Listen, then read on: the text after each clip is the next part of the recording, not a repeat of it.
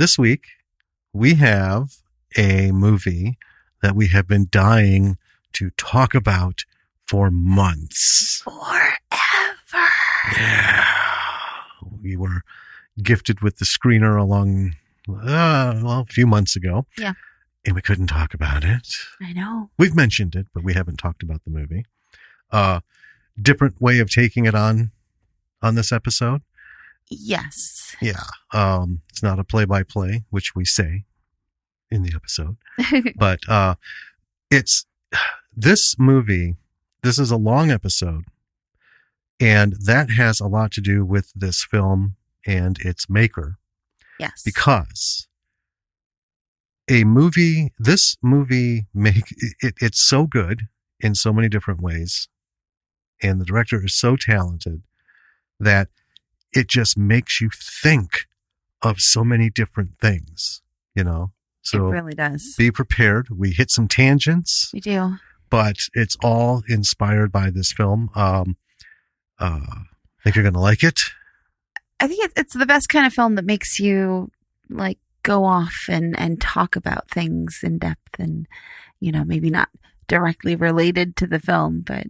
Well, it's the breadcrumb thing. Yeah.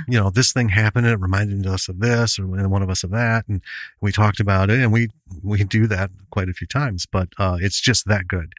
Very excited, listeners, for you to hear this. Yes. And share it. And later in the month, watch it. So, yes. Shall we get into this? No. Oh. Wow. Okay. That has to be a short intro. This is short. Because something we forgot to mention in the episode doesn't have anything to do with the movie. Okay. I'm just really pleased about this. Okay. Okay. Jim and I are now Lord Jim and Lady Danny. That is true. Legally. Yes. Yes. We, so if you're listening, David, we did it. We bought some land in Scotland and by Scottish law, we have been entitled and, yeah, get ready, man. Cause I was to titles. Yep. I was just talking. I think it's about time. I'm going to go stand on my 1 square foot plot and I'm going to reinvigorate feudal war. I'm going to take foot by foot all my neighbors' land. 1 square foot at a time. So, yep, it is true. And it's for a good cause. It is. The land, it's now privately owned. And it's part of a conservancy. Yep, can't be destroyed. So, yeah, I'm going to kilt up and grab a claymore, like I said, though. I'm going to stand there and just wait. That's mine! All right. With that, shall we let these folks in on this great film? Yes, Lord Jim. Why, thank you, Lady Danny. Let us begin. We're off.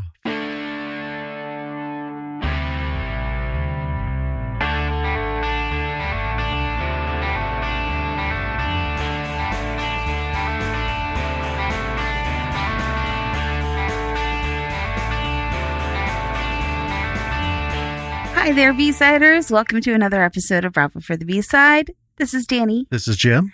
And tonight, I am really excited to be talking about this movie. Yeah.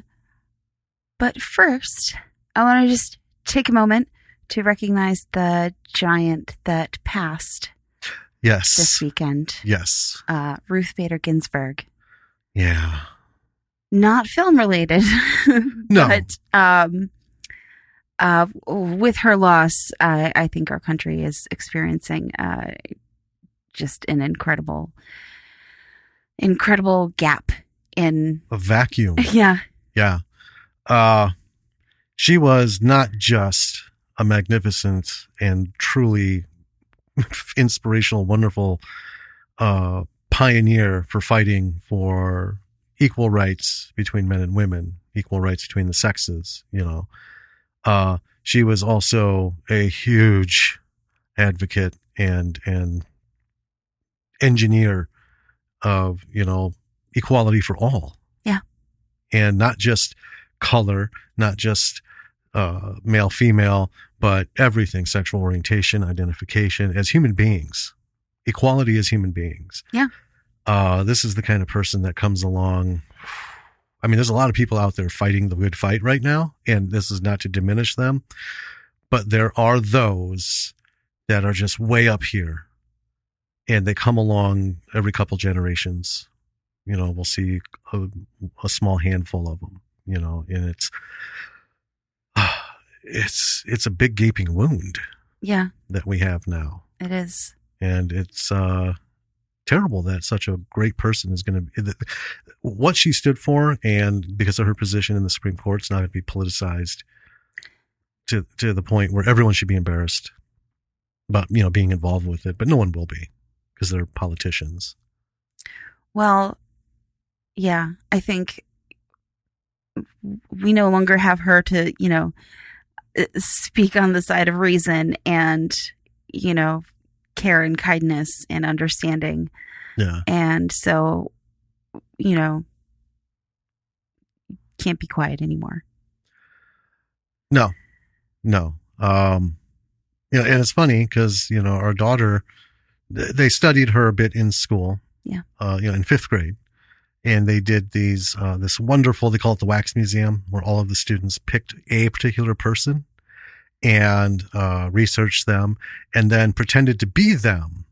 So we would go and it was all set up in the gymnasium. They each had their little spot, and they had, you know, placards and posters and stuff related to the person that they were. Yes. And one of her friends was a super adorable Ruth Bader Ginsburg. She was a great tiny RBG. Yeah. You know. So it's good though that, you know, at age 10, kids know the name and understood. Yeah. You know, and some went, you know, so far as to, well, I'm going to do the deep dive and figure all this out. Gives hope.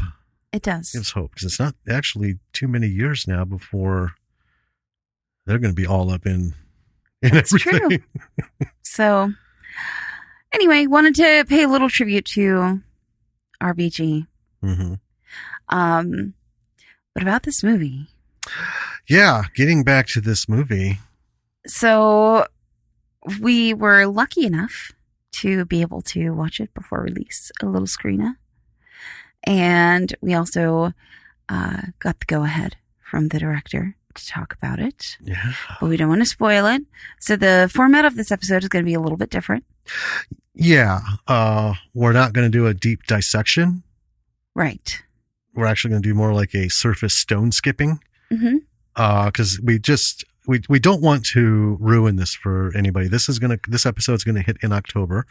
The episode before this will have been the interview with David Ryan Keith. Yes. So, by the time this comes out, it'll be a couple weeks before the release. Mm-hmm. And, but yeah, he said, yeah, go ahead and talk about it, because, you know, reviews are coming in and stuff. So, yeah, we're going to do it a little different. But I just want to say too, this is the second time we've seen it. I know. Because David was gracious enough after we interviewed him for Redwood Massacre. Yes. To send us the screener for this one. And yeah, it's just as good the second time. Yeah, it is. And it was tough to take notes on it because I just wanted to watch it and enjoy it. Again. Again. Yeah, because the first time we had no intention of doing anything with it. I mean, we were going to put it on the podcast, but we watched it purely for us because we're like, oh, well, come October, we'll just watch it again and take notes, you know. So the second time we did take notes, but we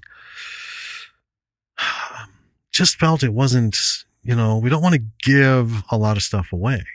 Yeah. Because it's really, I mean, we're going to talk about some things here and there that aren't really spoilers. Beats. Yeah, some beats. Kind of do a little bit of a setup. Yeah. And everything.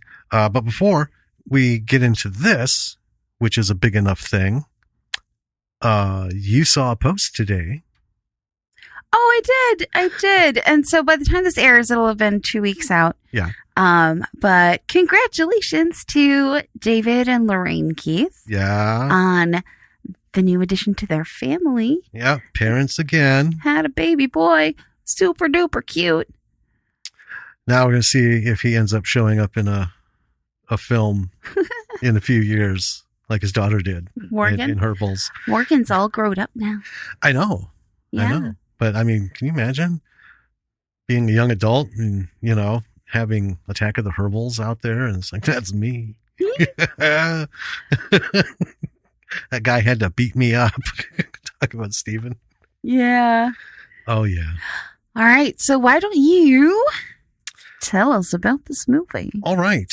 So we're going to talk about the sequel to Redwood Massacre from 2014. This is Redwood Massacre Annihilation. You've heard us talk about it many times. All right. So its release year is 2020. It's going to be October 20th this year. Yes. VOD and DVD. Folks, I recommend you get the DVD and watch it on VOD. But, this is one of those things. Get the discs. Got to have the discs. They're awesome. Yeah. They're awesome. Directed by David Ryan Keith. Written by David Ryan Keith. And starring Danielle Harris, Damian Puckler, Gary Casper, John Campling, TV Poe, and Benjamin Selway. Good old Ben again. The Burlap Killer. The big B. I love how excited you are about that name. I'm super excited. Yeah, I know. It's the little things in life. Deservedly so. This is going to be a hard R rating. The budget, I didn't get a specific number, but I know we had talked to David about it, and it is considerably more than Redwood Massacre. Yes. This was a number of investors. Yes. So this is the plot log line that I yanked off of IMDb, courtesy of Lorraine. So, 20 years ago at the infamous Redwood Farm, the owner went mad and killed his family and himself. Shrouded in urban legend ever since, a stranger obsessed with the unsolved Redwood murders convinces a group of bereaved family members to venture into the wilderness in the hope of proving the existence of the notorious burlap bag-masked maniac. Their quest for truth sees a sinister turn of events as the hunters become the hunted and a blood-soaked fight for survival ensues when they find that the sinister tales told of the axe-wielding psycho farmer are very real indeed. Oh, it's so satisfying how long it took you to read that. Do you feel good that I took like 4 sips of coffee. Oh, man.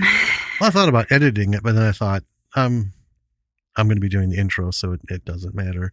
And I figured you would find a little perverse pleasure. I really did. Because that's the longest one we've had. It is the longest one yet. So I've beat you. No, I've won now. You've won? Yeah, I'm the winner. How are you the winner? Because you've had to read the longest one and not me. I could have said, hey, you're doing the intro tonight, and then let you pop that open just before we go. And I'd say, we'll see about that, sir. Just read every other word. You're not going to make me not enjoy my coffee. Well, I certainly enjoyed listening to you. So let's, real quick, before we jump into some of the setup, going in, and we've talked about this before, thematically, this is a different film from the first one. Okay. Well, yes. The first one was an awesome homage, and people who gave it bad reviews go, suck a lemon. Yeah, fuck yourselves. Because it was everything that a traditional 80s slasher film was, and that's still the cornerstone of horror. They're still making these films, right? And we watched quite a few. Some have been good. Mm-hmm. Others are just awful, just to be awful. They ended up that way. But it's like, we got a little bit of backstory, but then it's just all back down to, last man standing kind of thing. Yes. And it was fun because it was done so differently. So to be different again, Well, no one wants to make the same movie over and over again. Right. And when we've talked to David, and I like that his intention was not to do like Friday the 13th and Nightmare on Elm Street, where it is the same fucking movie. Yeah. It's just we pick Jason up and we put his ass down over here, and then he's now in a fucking subdivision, and now he's at the corner store, and now he's in fucking Manhattan, and then he's in space. Then he's in space, right? So I think that's like 10 movies in. Yeah. Yeah. And then there's the false start, and then there's the he's dead, and it's like the Nightmare on Elm Street, Freddy's dead. No, he's not. Never is. Of course he's not. Fucking people. He lives in your dreams. And I always have a problem with series like Friday the 13th that, episode 5, the final chapter, and then, sequel. Well, and then you watch sequel 10 and you just can't get that out of your head. Well, 5 was supposed to be it. But hey, it is what it is. It delivers if you want to watch the same movie over and over again, you might as well watch it in a slightly different setting. But anyway, so this one is different. And why don't you start us out, because it really brings us in. I just wanted to make that clear, and we'll talk more about it. Yeah. So we start out in a bunker. Not the woods, right, but a bunker. And there's screams, and it's panning. It's all dark and creepy. And then it's just there's all these brutal killings. That's the best way I can describe it. We see, panning through, we got like jars full of something on the table. And then we see Burlap, our very own Burlap. Yeah. We will get an action figure. And he is killing a woman who's begging him not to kill her. Right. And this is after he is, we've seen him like stab someone and, just do a whole bunch of stuff. There's bodies everywhere. So we see a girl in a cage. She's edging her way out of the cage and walking up to a table. She's trying to get out. Mm-hmm. And then she turns around and he's right there. Yep. And he kills her, and a necklace that she was wearing, a locket, drops to the ground. Yeah. So we get a super. It's 10 years later. Yes. And we've got some just, oh my God, gorgeous, gorgeous shots of the Scottish countryside.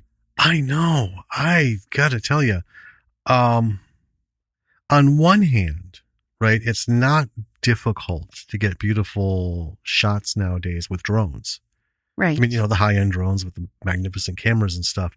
They're kicking I don't know how many helicopter companies have gone away, because that's what they specialized in. Yeah.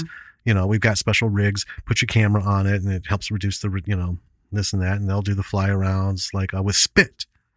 Yeah. Beautiful Hawaiian island, they're like a quarter mile out. But it was from a helicopter, so so you can see the whole thing, and it was a little shaky from the helicopter.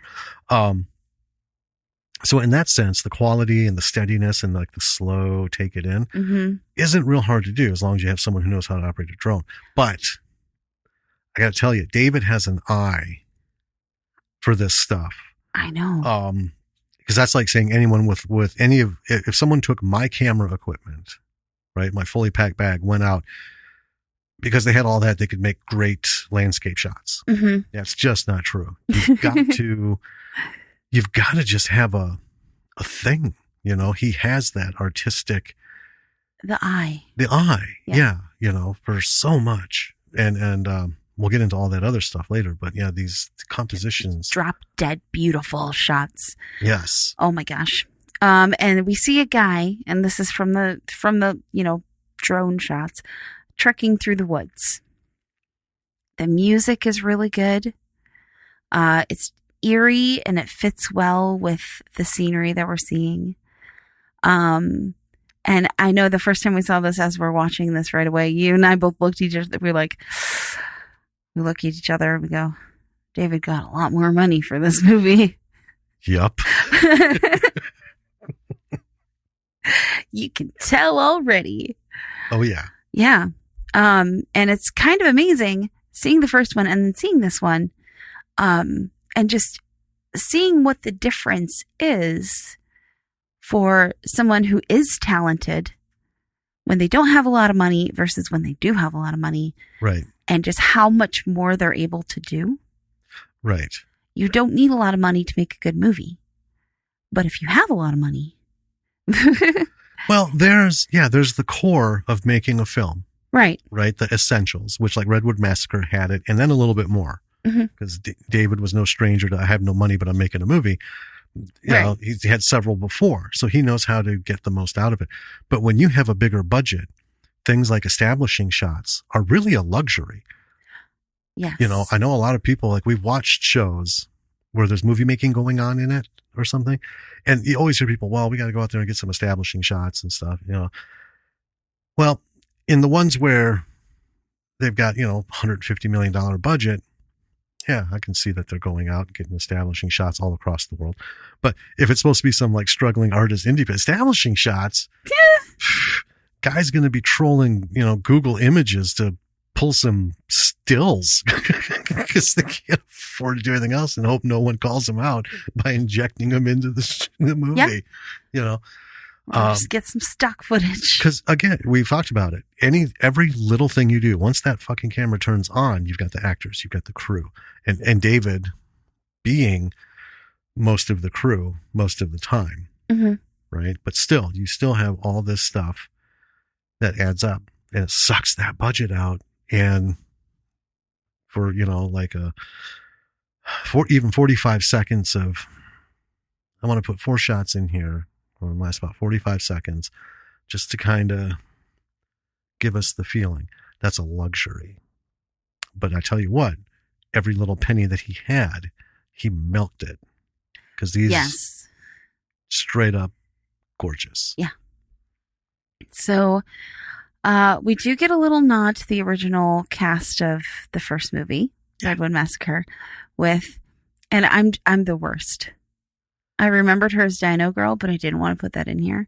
And I was struggling to remember what her name was. So in my notes, I wrote Pam? ? See, and I did remember. I know you did. So Pamela, but I was also I'm not going to let go of Dino Girl. Yeah. Mostly because I think that kind of gets in Liam's craw a little bit. Yeah, I think it does. So, yeah, we had a little nod to Dino Girl. Who was the sole survivor of the first film. Right. Yeah. And then we're at, and then we have a quick shot of the guy who's been walking. He's marking off like sectors in a map. Yes. Right. He's got like a grid drawn on it. So clearly we get the idea from all of his been searching for trekking something. and he's marking off. So later we're at what looks like a book signing, and it's the book is Redwood Massacre: The Untold Story. And we learn the author is Tom Dempsey, and it's about how his daughter went missing 10 years ago. And then a single woman survived, and that he didn't mention her by name. Right. You know, a woman, a single survivor. So that's Dino Girl. And then he posits, she may or may not be telling the truth, about her friends also being killed. Yeah. And it's a fair thing. Right. Right. I mean, she might have killed everybody and then said, it's this mysterious fellow. Something happened. Right. Yeah. So, that's fair. So the guy whose name is Max, shows up. The hiker. Yeah. He shows up to get a copy of the book signed, and they chat for a little bit. And, Max offers Tom that he has something Tom will want to see. So he teases, I know you want to find him as much as I do. So they end up at a house. Max goes inside. Tom follows, sees a picture of a man and a woman, a couple shot on an end table. Max says it's his sister's house. And then he shows up behind Tom wearing BURLAP's mask and holding a blade. And it was that weird one. The from very first weird film. one. Yeah. And he said he apparently he had found them in a field, Mm-hmm. right? So you have a couple things here that Well, about the setting up. yeah, I like the setup already. It's not the typical, bunch of idiot kids go, camping or go stay in a cabin or whatever. We already know, right? There's a lot of really interesting kind of hooks here. We all know the killer is there, Mm-hmm. right? So if they go a looking, they're gonna find something. The masses of bodies we saw earlier promises more gore to come, Yeah. right? Oh, yeah. And that's why, it's a big reason why I watch horror movies is because I love gore. Well, yeah. I mean, horror movies without body counts are, I don't even know. There's not even a word for it. It's so reprehensible. Thrillers? They're not even horror movies. Well, they could be called, I mean, a thriller can have almost body counts. Right. Yeah. Yeah. But no. We know in the setup that there's something extremely wrong with Max. Yeah. Yeah. It's not a spoiler. It's right there at the beginning of the movie. So, right. And the author, Tom, he starts putting together this group to go looking for his daughter's killer. Mm-hmm. And we have his other daughter, his surviving daughter, played by Danielle Harris, and her name is Laura. Mm-hmm. And she's like a hard-ass skeptic who doesn't want to play into her dad's obsession with this. She wants to just grieve her sister and be done. Right. Well, because after he, recruits her, she kind of reluctantly signs on. And we have this scene. I just want to talk about this because I know how you love these kinds of setups. I do. So Tom has a whole crime board set up, right? He's got this room somewhere. I don't know if he rents it or what, but in this big room, he's got all these whiteboards with all of the pages and maps and articles and things tied to it and shit running back and forth and yarn and the whole 9 yards. And I know when that first came up, you were like, you're gonna wake up at 3:00 in the morning one night and you're gonna come out to find me taping stuff to the walls. Oh my God. I don't stringing doubt yarn it. between it. And it's not even going to be for anything in particular. Right. It's just going to be because I want to do it. I know. It might be a whole setup on how to do a board. I know. A board and how to do a board like that. It's Inception. But the other reason I noted this because it's we have a great second nod to Dino Girl.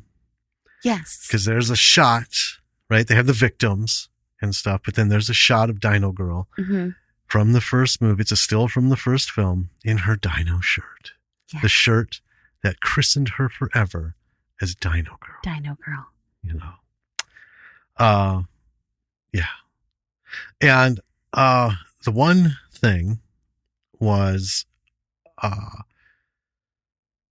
it wasn't a skepticism thing with Danielle Harris's character, right?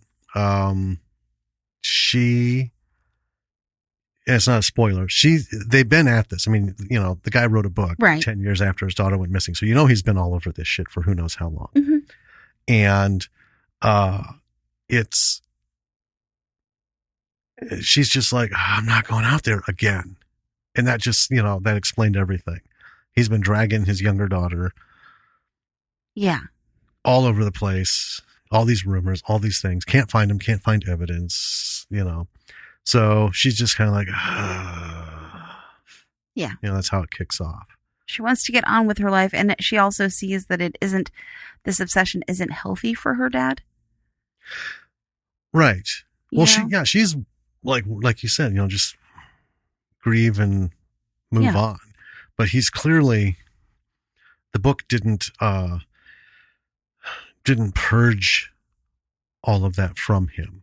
Right. Right. If anything, it just was another arch to build his bridge upon as he kept going. So then we have our crack team in the woods. Yep. And so it's Tom, Laura, and Max, and she's giving Max a hard time, making it clear that she's in charge and she doesn't trust him, doesn't know what his game is, not going to put up with his shit. And Max is surprised to learn that Tom is like, well, it's not going to be just us. There's more coming. Oh, yeah. So as they're trekking through, they meet Jennifer, who doesn't have much of a backstory or anything. No. And even the first time I saw this, I was like, that's okay, though. We need a red shirt in this group. And it's funny. Because we both, when we took our first break, when we watched it the first time, we're like, so what do you think? Oh, she's out. she's going to be out. And it's not a spoiler, folks. If you're a horror fan, you know it. You know him when you see him. You do. And it was such an excellent job was done in portraying her as an eager, energetic friend, close to the family, a trusted, comrade. Yeah, a little slutty. Yeah, but she was just doing she's got her thing going. But everything about her smacked of going down. Yes. Going down hard. Expendable character. Yes. She...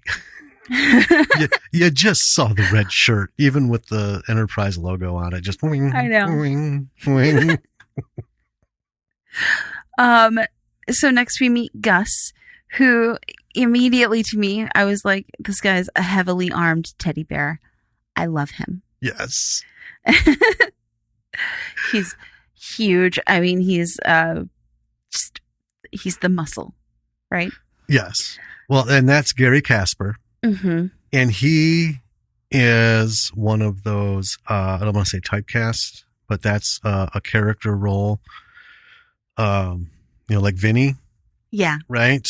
Vinny gets the mob and everything, just that guy, and we all remember him from Snatch, just fucking bullet tooth Tony.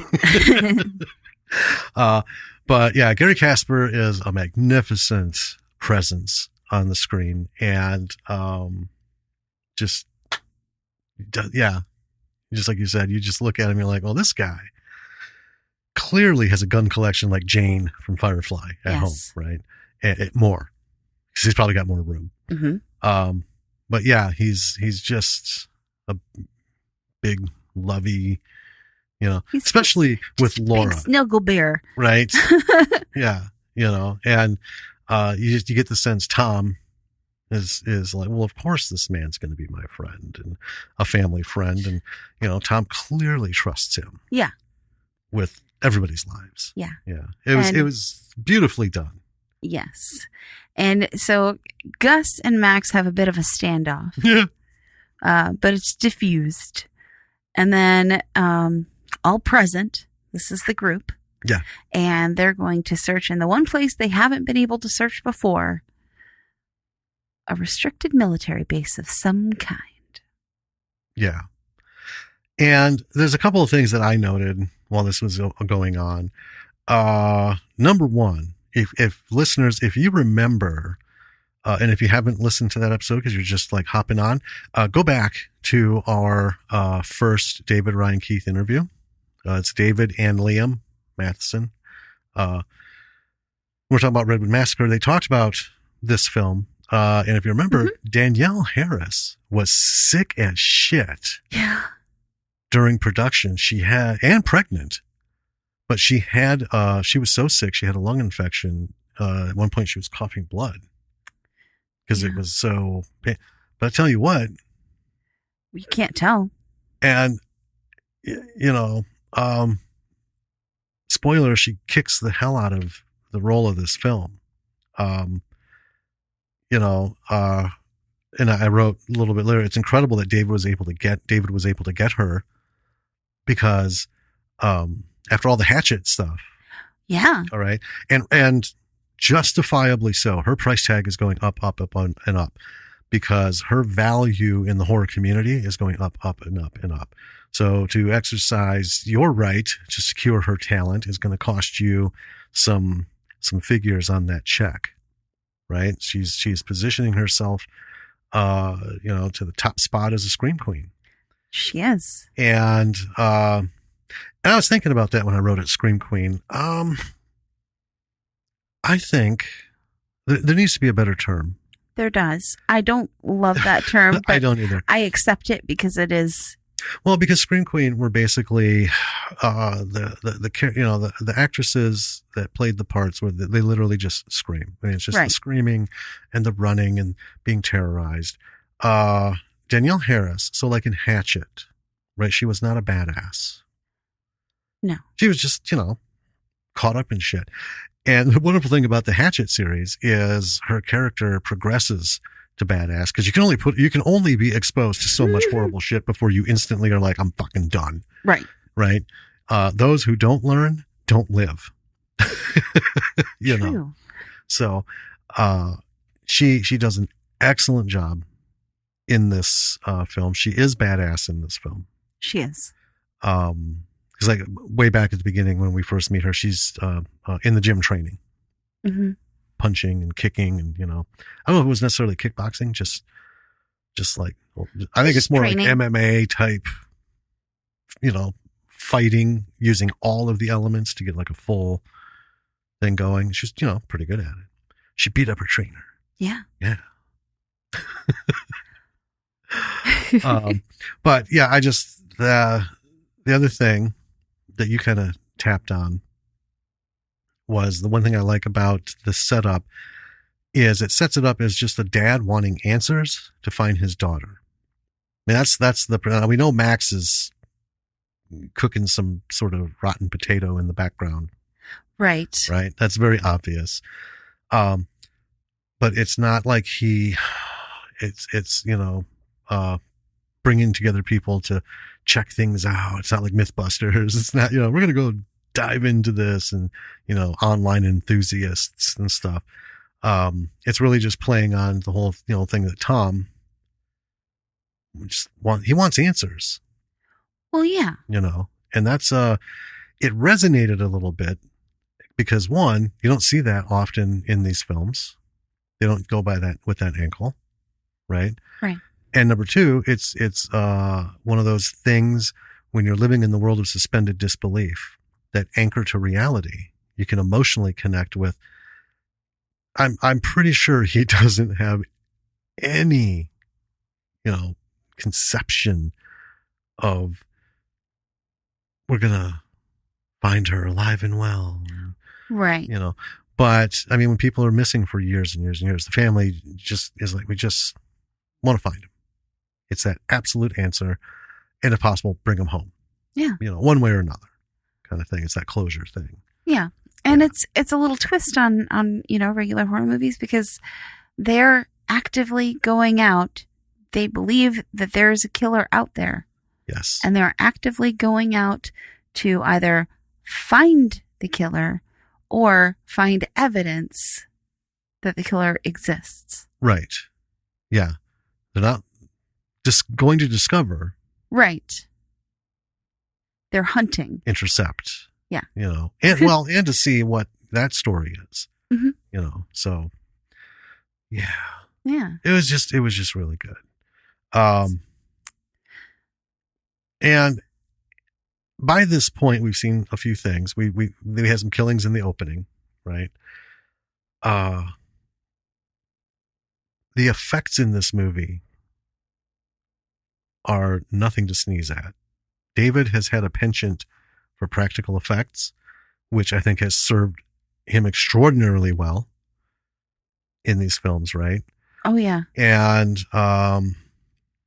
the effects in the first movie were fantastic. These are like you said, when you have someone like this, it's nice to watch their evolution later when they have money. Oh yeah. So the combination of money and his growth, right? Yeah.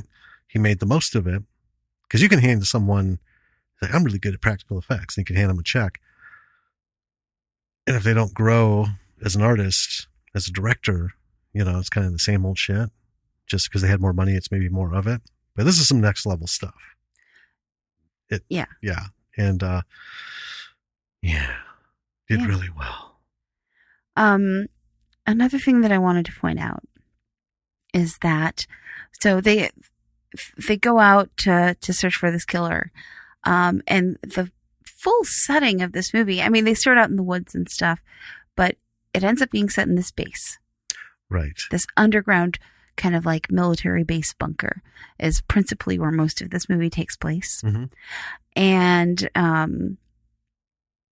so I think this was a really smart choice on David's part.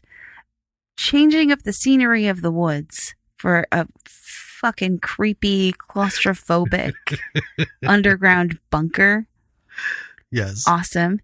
And for a lot of reasons, pragmatically, you get a lot more control over your sets if you're not beholden to filming outdoors and needing to pay attention to continuity and the light of day and the weather and all of that bullshit.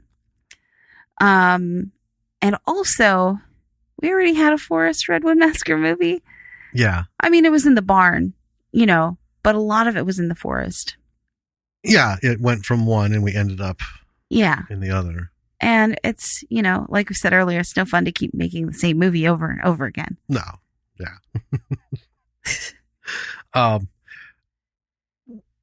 I just want to jump back that there's one thing about the group coming together that I like that premise is when Gus shows up, right? He asks, "Where is everybody?" And Tom replies, "This is it." Seems like nobody cares anymore. And I noted that because I thought that was a fantastic line. And it's that reality thing. Because think about all the, horrible shit that's happened in real life. I mean, we don't want to think about that's why we watch movies. But it's a reality that, when things happen, it's a huge thing. Everyone's involved. People are out searching if someone's missing and if it's a kid or whatever. And it goes on for, days and days and days, and it starts going to weeks, and then you hear a little bit less about it. Yeah. And it goes to months, and you very rarely hear about it. And when it turns to that years phase, it's the family and some close friends who are, trying to keep this going. But all those, thousands of people contributed to they're gone. Yeah. They're gone. And that really, I don't know if it was intentional, but for me, that just set like a, because, Tom's a bit of a dick. Yeah. Just in his presence overall. But it did make me just kind of, empathize, sympathize with him and just empathize that lonely, the world's given up, but I'm not going to. Right.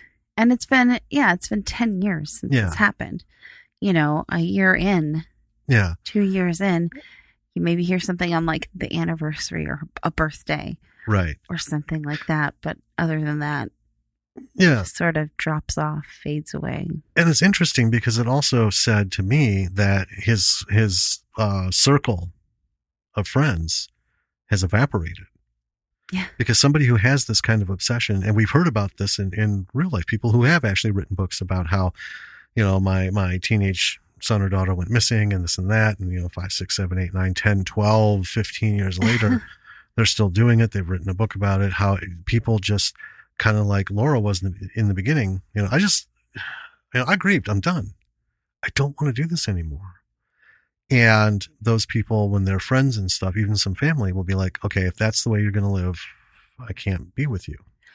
Well, right. They just kind of shut him out because it's like he's obsessed and this and that. And, it's kind of cold. I mean, it happens.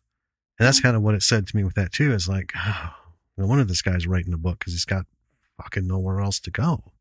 Right. Right. It's true. And why people, drop off and stuff. And this kind of maybe goes a little deeper than we want to go. But, grief is an exhausting emotion to have. Yes. Grief and fear and unresolved issues are exhausting. And unless it's your kid, basically, right? Or, your husband or your wife or whatever, unless it's something that you're forced to think about every day. At some point, you need to, for your own mental health, like slough off that exhausting emotional baggage when there's no resolution. And if it's someone close to, if you're the parent or the spouse or the brother, sister, or whatever, you're directly related to this event. Mm-hmm. That's a hard thing to do because you're never like one step removed from it. Right. Because it's in a direct impact into your immediate life. It's a part of you that you're grieving the loss of, be it, like I said, son, daughter, mother, father, brother, sister. But when grief hits, it's the one single emotion. And this is a little bit of a fact because I know a little bit about some of this. Grief triggers the body to it. Anyone who experiences grief at any level just wants to get rid of it, not even process it. Pain, the sensation of pain, is more desirable for an extended period of time than to deal with a minuscule moment of grief. Because what's the thing with pain? Pain passes, right? Yeah. If it's everyday kind of pain, physical pain, you get used to it. You can, trudge along, right? But grief, the human psyche really isn't meant to handle it, which I always found, interesting, having, study for, pastoral counseling and everything. Just how poorly we're manufactured, to have a temporary existence in a very long-term environment, right? We live fairly short, periods of life as human beings. 80 years in the 4.5 billion, year calendar, we don't even register. Right. It takes us going all the way back to, when there was some globule floating around that decided, hey, I'm going to make a go of this. We have to track all that to today to even show up on the calendar. It's crazy. But there we are. I think we sidetracked a little bit. But I love it because that's just how good writing can be. Whether he meant it or not, David triggered this whole thing. Right. in both of us thinking about it and discussing it and bringing it out here. And it's literally such a nothing line in the scope of the film. Right? Uh-oh. Yeah, something happened with my notes. That's okay. Well, mine too. I still have them. We might be having network issues. What a thing to have happen live, right? Well, we're not live, but I'm not going to edit this out because, folks, this is just how, the cookie crumbles. So anyway, can you get it back up? Yeah, I have them here. So. Oh, okay. I'll let you continue on then while I bring yours back up. Yeah.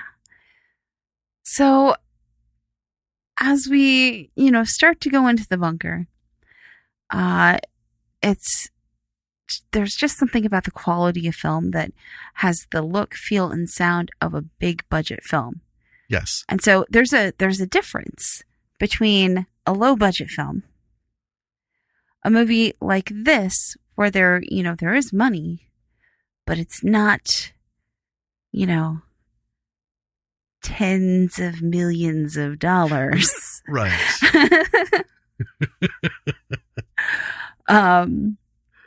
And a tentpole film, which is, tens to hundreds of millions of dollars to make. Yes. Right. This movie has the look, feel, and sound of like a tentpole film. Yeah. Which is amazing. Well, it's because David is that good, and it might, to be honest, folks, right? We're not related to David. He's not like paying us to do a podcast. We don't have to kiss his ass. Just like everybody we talk about. When we give, we laud somebody, it's just because it's pure. And David is just that fucking good. Yeah. We've mentioned his name in every other podcast since we first talked to him. Right. Right. Because then we did Herbals after a little while. So even talking with Liam and Steven, David's the one who wrote and put it together. I mean, Liam busted his ass to make it happen too, because it was their first feature flick. But the reason it feels like this is because David knows what the fuck he's doing. And like you said, it has that feel. And there was a lot of shots that I don't know why, but reminded me of like some of the Avengers, like some of the Endgame. Sure. Just the tone, the composition, the angles of the shots, how the moments were captured. The only difference is David's moments were a little more tangible. Because everybody should already know, I don't think they've hit too many emotional marks in any of the Marvel films. Right? They tried, you can see it. But I know that for a $350 million film, they should have some kind of fucking setup. And it usually they do. But they also had tons of CGI. Right? Yes. Soundstage sets. All that shit. David did not. And he still, with the lighting and just the aesthetic of the area in the shot fit the lines, which fit the mood. Yeah. Yeah. I do want to mention, it's not very far in, but one of my favorite shots in this movie is another throwback to the original film. Let me clear my throat for this. Okay. It is the dick in a jar. Our good friend, the dick in the jar, is back for another yes. appearance. Yeah, it's not a spoiler. But so our friend Gus finds it. Yes. And he's looking at the jars. There's the jars of the body parts and stuff. He's looking at one and he's like, this is a human eyeball or something. And he picks up another one and he's like, what is this? And then we see it from kind of his view. Uh-huh. And the light's in the wrong position, so it's like a little clouded. Right. Murky. Get a little shift around. But then we get it from Laura's view. She says, that's a human dick. And he promptly drops the jar and with his big ass boot stomps on it like it's a bug crawling across the floor. Like it was going to come and get him somehow. Oh my God. We fucking lost it both times. Oh my God. And the first time I couldn't, when we're watching it, everything, we usually don't talk a lot during movies, if at all. Because we enjoy watching them, and then we'll, if it's a long movie, we'll take a break. Yeah. Go have a cigarette and stretch a little bit, whatever. But, and chat. But this one, I just started laughing. Oh my God. It was going to crawl around the floor and come after him. Amazing. Well, and here's the thing with money, right? Our good friend, Dick in a Jar, was a little more, I don't know, what do you call it? Had a little bit more of the makeup effect. Sure. A little than before. A little more realism to it. He was accompanied by Huey and Dewey. Right. I think in the first one, it was just, it was just the shaft. Yeah. Nope. This one was the full wheeled cannon approach. All the jewels. Yep. Yeah. and I want to say about Gus. Okay. Let's interrupt this for a moment because you have a love for Danielle Harris's hat, the stocking cap that she wore. Yeah, it's great. Yeah. I gotta know where they got that. Well, I'll reach out to David and find out about that. See if we can get a bead on it. Beanie. And it was cool. But I have a thing with coats. I know you do. Coats and watches. And I haven't done anything with watches for the longest time because working from home for years. Why the fuck do I need a watch? I'm surrounded by clocks. We have clocks. I got to put a battery in that one too. Anyway, and then I have my phone and my face is in a computer, so I'm not out and about. Not often enough to have one, but I do have some watches. Hey friend, an Apple Watch. I know, but tells you more than just the time. And they just came out. I know, but what can that do for me? Sitting here that I don't already have with my phone. I don't need to know my heart rate. The joy of wearing one on your wrist. Here's how I can know my heart rate. All right. When I monitor our daughter and the schoolwork and everything is going fine and nothing's happening, I know my heart rate is good because I am calm and happy. When it's not, my heart rate is going fast because I am angry and displeased. That's all I need to know. And I like one better than the other. Anyway, the coat Gus is wearing, I would kill a hobo for that coat. That thing, I love it. But here's the problem. Say this was like hanging in David's closet or even Liam's closet, right? And they're like, you know what? Oh, fuck it. I'll send it to you. I would have to say no because Gus is like 6 foot something. It's true. Right? I'm 5.5 fucking feet tall. That coat on me is going to look hideous. And a shorter version of that coat will look hideous. All the coats I get that I'm like, man, I got a duster. It's a duster. It's the same kind of coat no matter what size, right? Correct. But when I'm wearing my Stumpy duster and then I look at people wearing, like we were watching Tombstone Rashomon, right?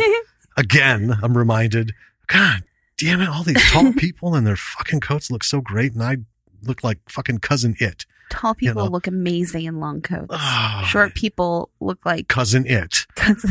Yeah, it's true. So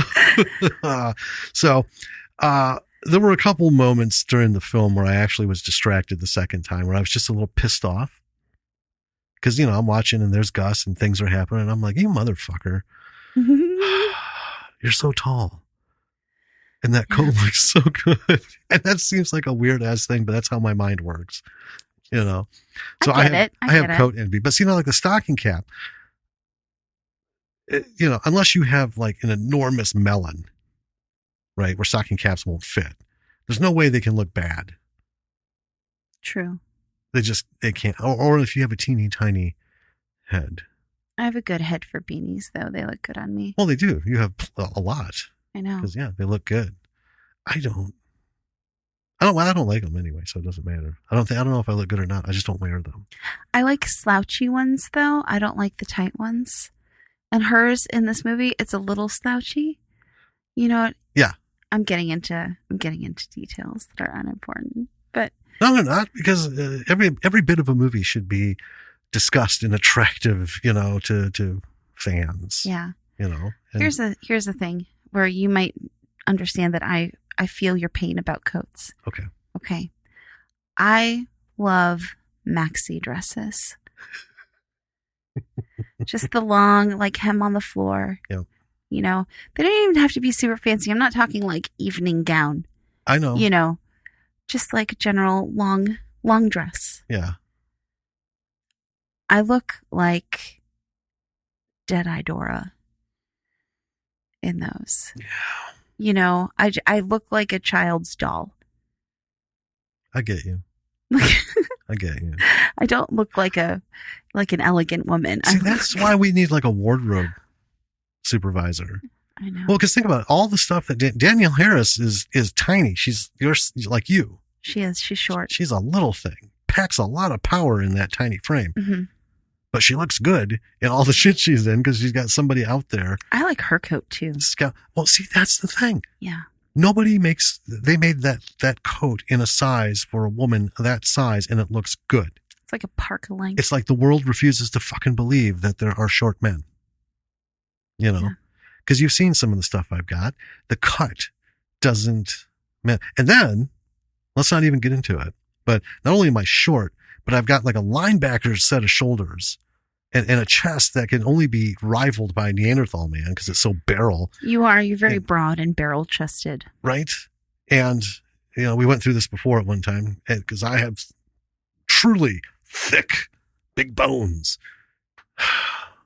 No coats for me. I'm so sorry, honey. I always look like I'm wearing like, you know, my father's coat. And I'm 6. You know?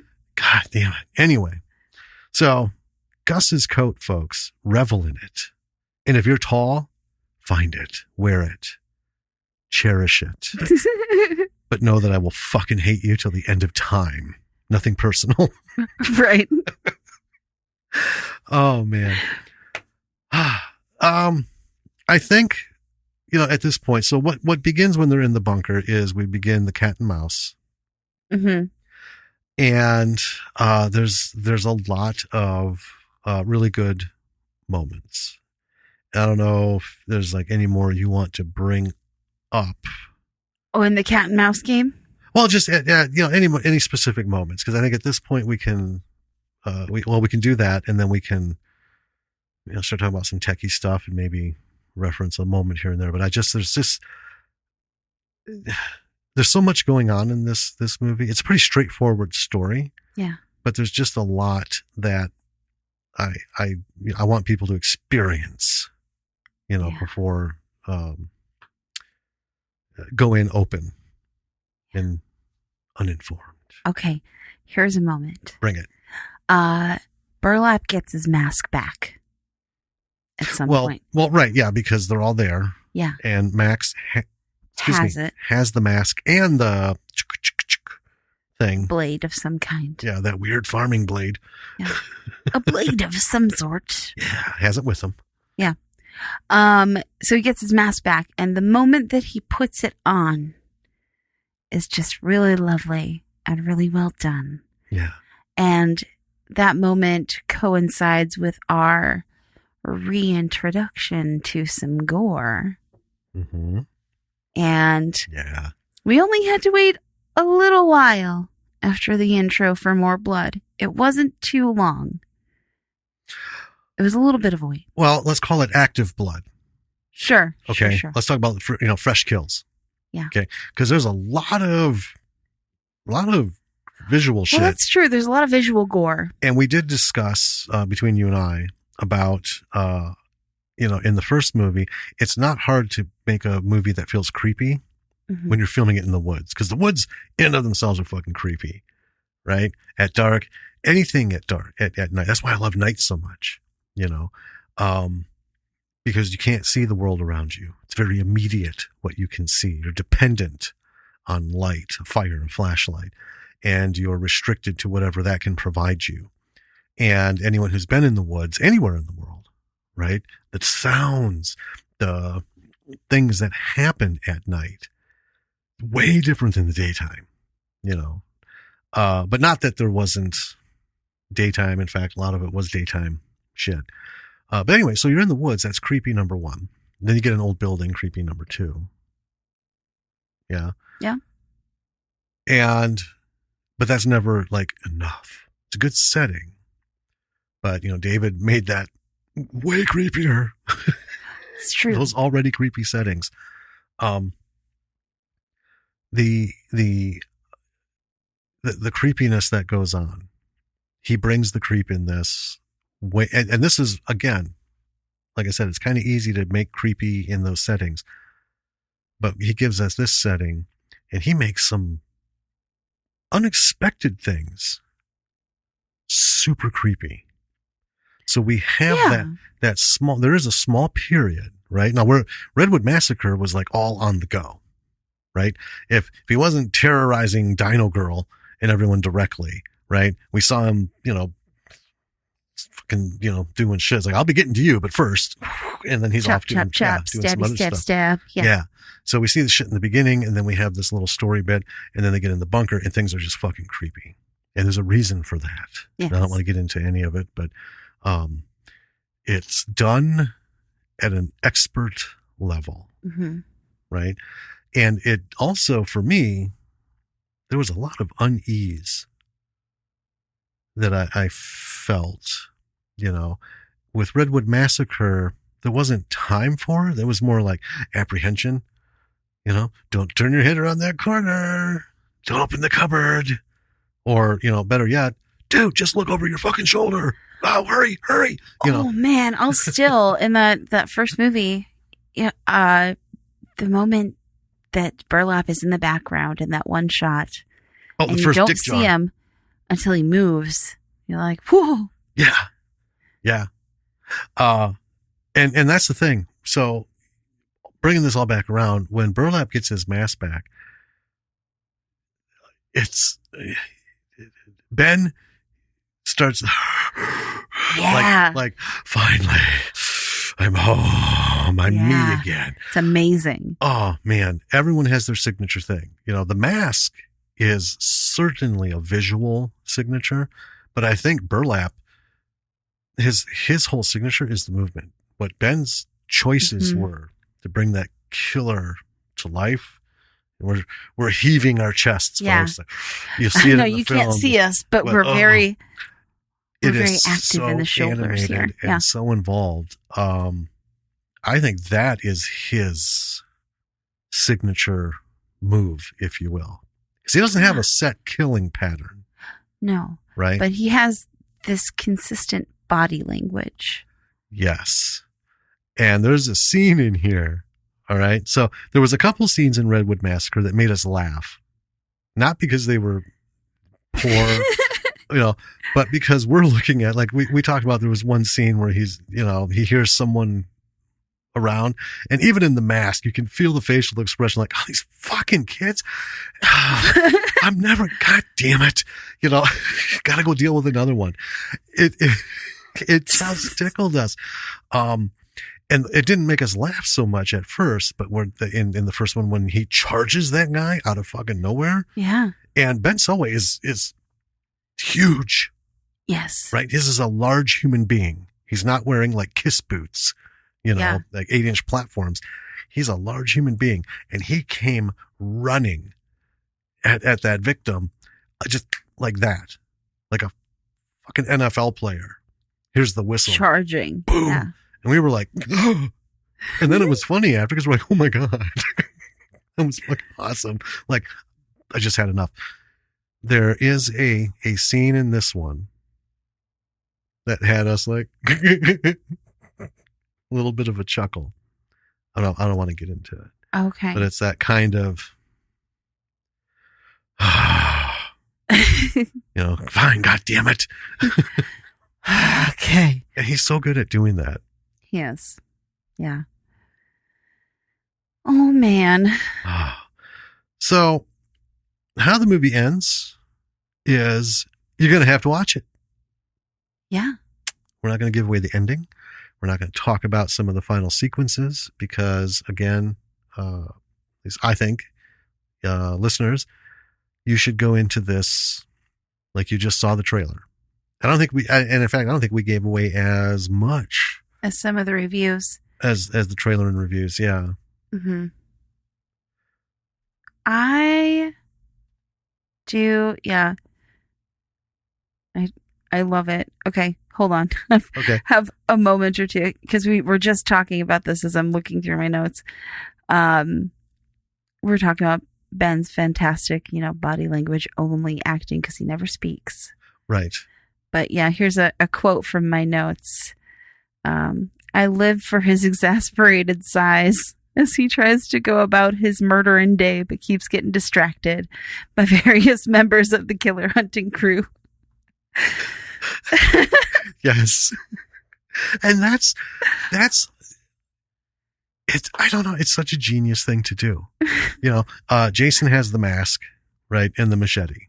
And then his supposedly like creative ways, almost like, right. Everybody gets a different way to die, and then we got Mike Myers, who clearly is the mask, the silence, but he's just all about getting shit done. He's efficient. Yeah, he's not like Jason will string you up and leave you for others.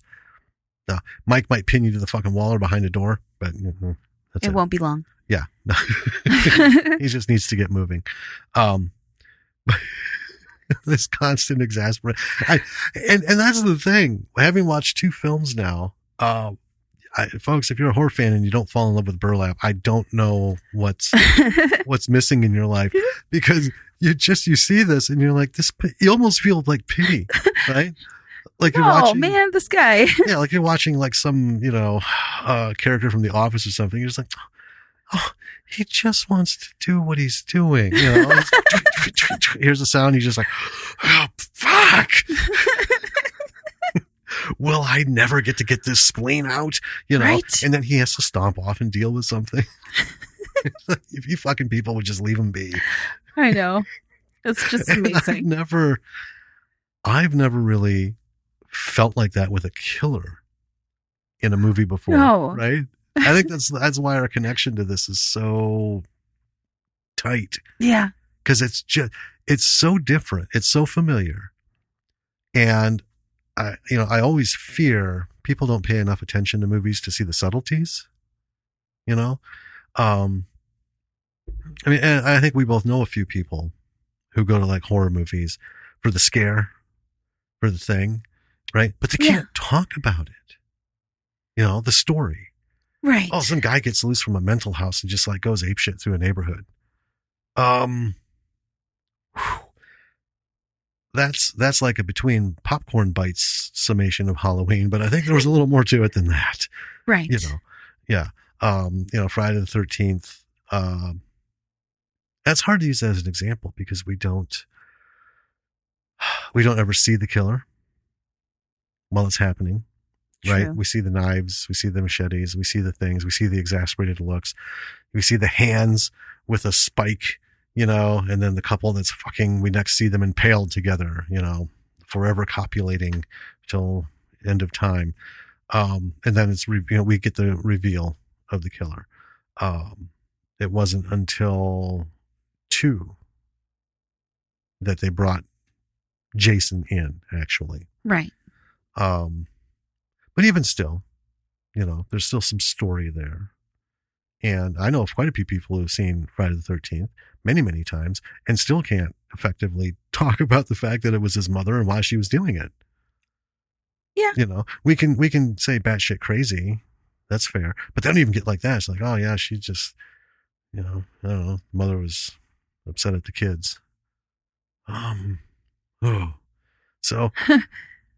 one of the reasons we do this podcast is because we talk so in depth about these movies, and sometimes we pick the weirdest little nuggets to focus on. Because folks, if you're going to take the time to watch them, it's like reading a book. Read every word in the book. Don't skip a page.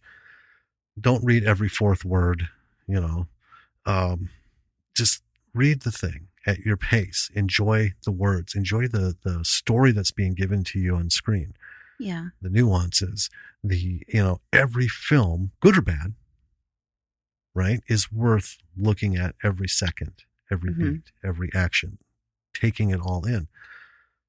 Because that's where you can either find inspiration or something that makes you go, if I live to be 1,000, I hope I never do that. Well, yeah.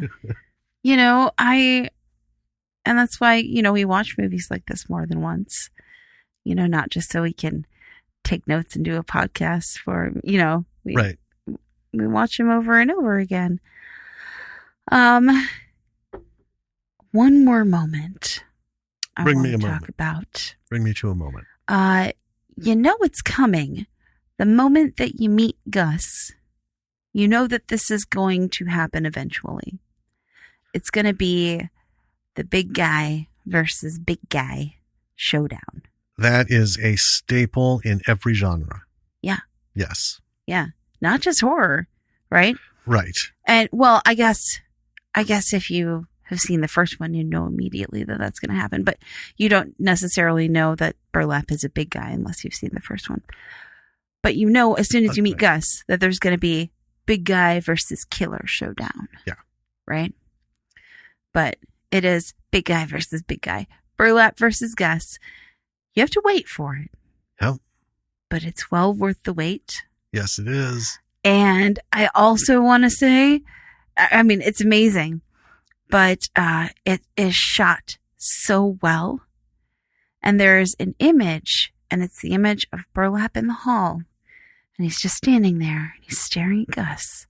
And he's got his axe in his hand, Mm-hmm. right? And it's framed gorgeously. Yes. And I would totally have that as a screensaver or as the background. Oh, absolutely. A production still from that would be magnificent. Well, and that goes to some of the things we're going to talk about. Lighting, things we have talked about, like in the first one. David has always been on point with his lighting and composition.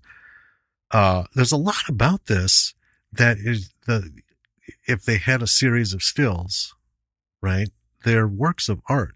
Now, in the press kit that David sent me, with some of the clips and then the placards for them, they're beautiful. The stills. They are. To address clip number 1, 2, 3, 4. They are fantastic. And that just says, damn, I wish movies could be made faster. I mean, I've often wondered what something would look like a series if David were to be like a showrunner, and every week we get something.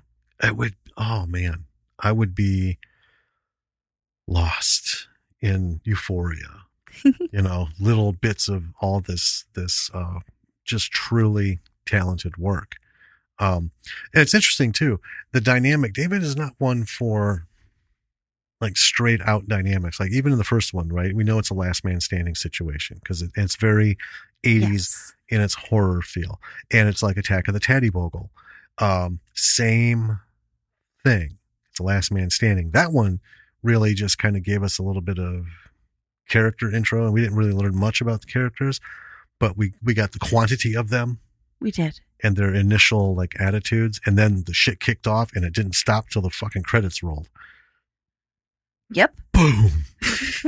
And even Pretty that much. one, but in that one, like Attack of the Taddybogle had us, and this is what catapulted it to me, to stay in my head. I mean, everything about it was good, but the scene where Taddybogle walks across from the right side of the screen behind the car to the left screen. And I don't know why, but I always associate it with like some guy at a hardware store just going from the washer aisle. He's like, I got to go over here and get this. Yeah. All the other killers that we've seen before that, lurking, spying, stuff. And the scene in Redwood Massacre when he's watching the dick jar scene, the first time, and Burlap's back there motionless, and we don't know until he moves because he's blending in. I always took that as, what the fuck are you doing? He's not there to be creepy. He's just like, right. What is your bag, man? That's my stuff. Yeah. You have my dick jar. What are you doing with my dick in a jar? Okay. And then when he turns to move, I honestly, I heard in his head, all right, enough of this shit. Done. And sure enough, next time we see him, he's all about, and it carries over into this. It's just really good stuff. But the big guy versus big guy, I thought it was very well presented, how it was brought together. Yes. And I did think about this, that this has been a thing since way back, right? This is a popular storytelling thing. You've got you've got Hercules. Okay. You're not going to get some, the stereotypical 98-pound weakling, who is afraid to walk out onto the beach. He's not suddenly going to show up unless it's, like a David and Goliath type picture. Right. Right. But then I thought about the 80s was also rife with Arnold Schwarzenegger films. That's true. And then that kicked off a bunch of other bodybuilders and big guys.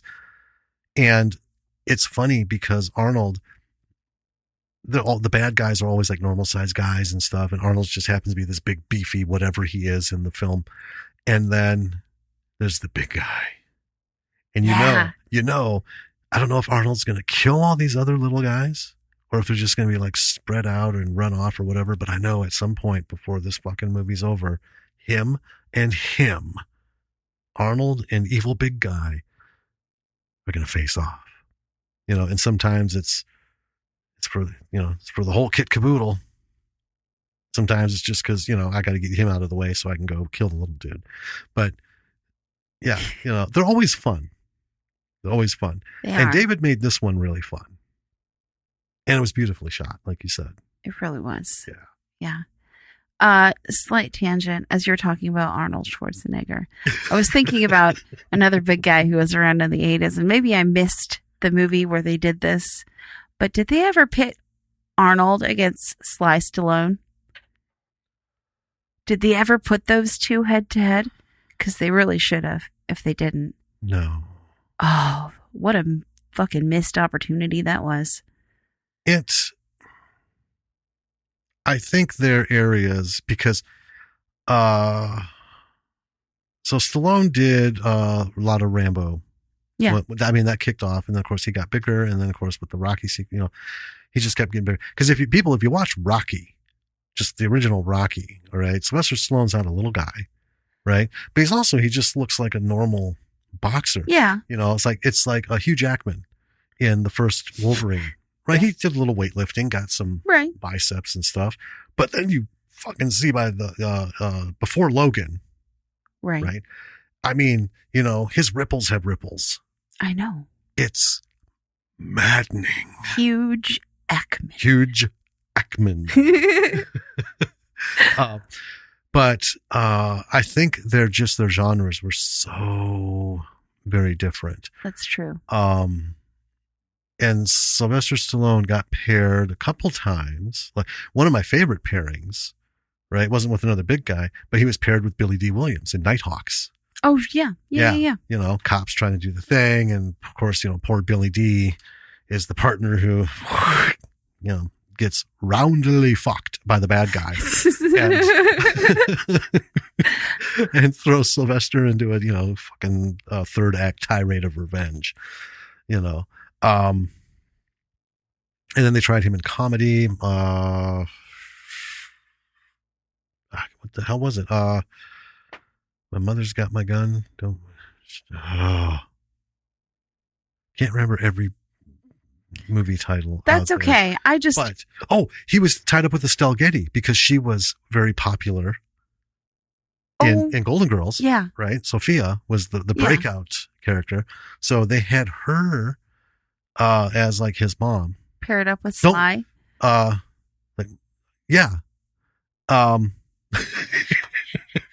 I vaguely remember that now. Yeah. Sylvester Stallone did a non-action movie. I can't recall the name of it off the top of my head. It was a bit of a comedy. I liked it. A lot of people shit on it. And it's funny. We're getting like all sidetracked here. I know. It was just a stray thought. And I really just thought pitting Sylvester Stallone against Arnold Schwarzenegger would have been a fantastic opportunity. And I can't believe no one did that. Well, but we had Jesse the Body Ventura. We had, Carl Weathers in his day, his heyday of bodybuilding, fresh out of the Rocky world, for Predator. Yeah. We had a lot of big name guys in there. Jean-Claude Van Damme. In Predator? No, not in Predator. I'm just saying it's another guy of the era. Yeah. Well, yeah, Jean-Claude had his own thing going too. Yeah. But anyway, none of them were masked killers. That's like true. Burlap, That's true. right? Or, so anyway, Gus v. Burlap. Gus has earned his way into the pantheon of big guy confrontations. Yes. And you just love him all the more for it, Yeah. So anyway, that scene, awesome. Yes.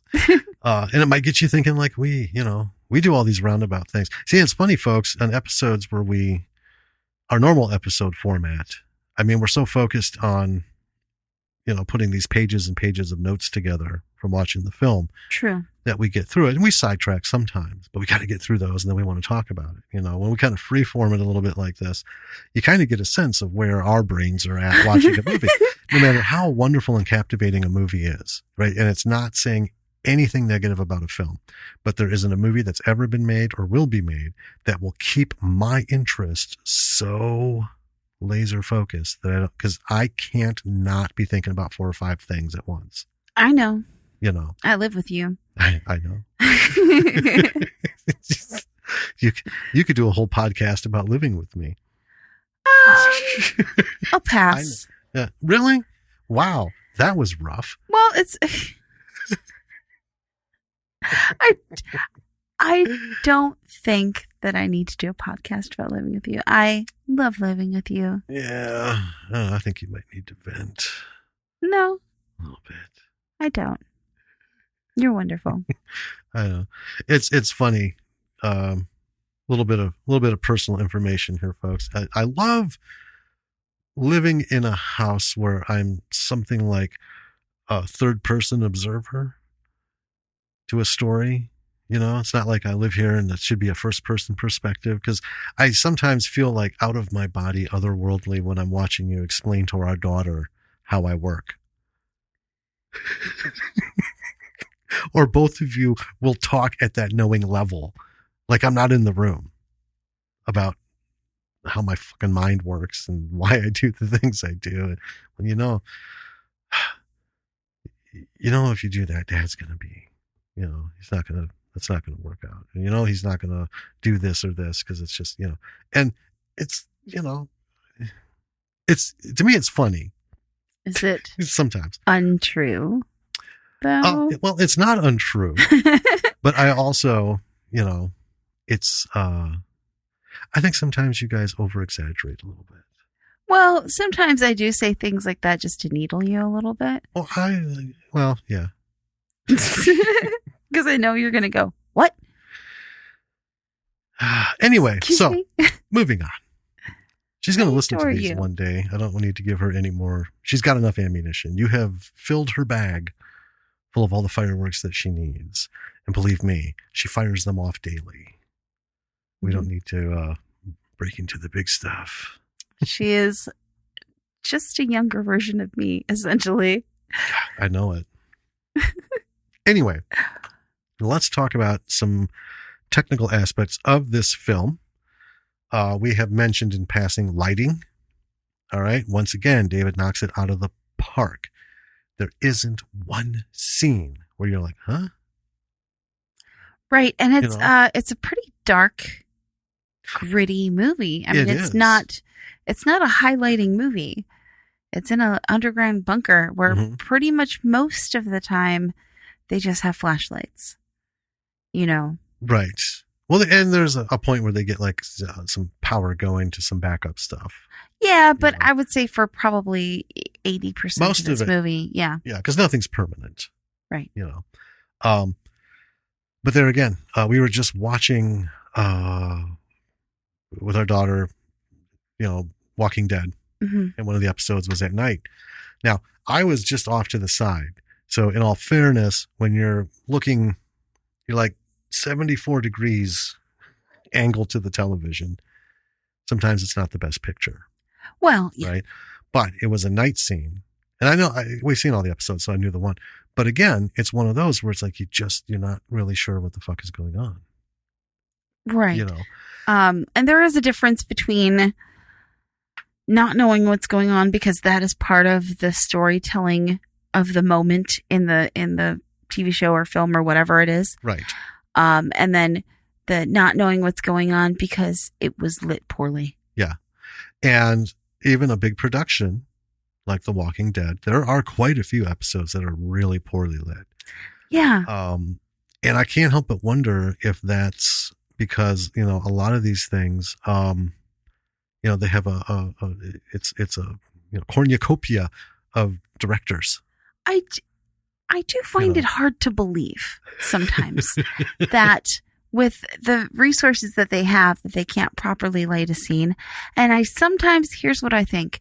I might be wrong, but I don't think I am. I think that sometimes in productions like that, if they realize in post that they didn't get it right in the lens, they're like, well, if we just turn the lighting down a little bit, you can't see the fuck up.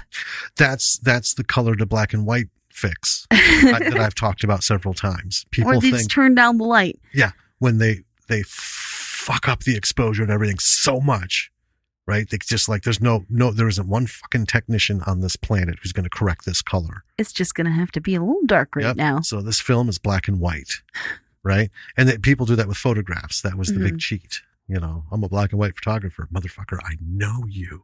You shot with color film. You've been shooting with color film for the last 12 years.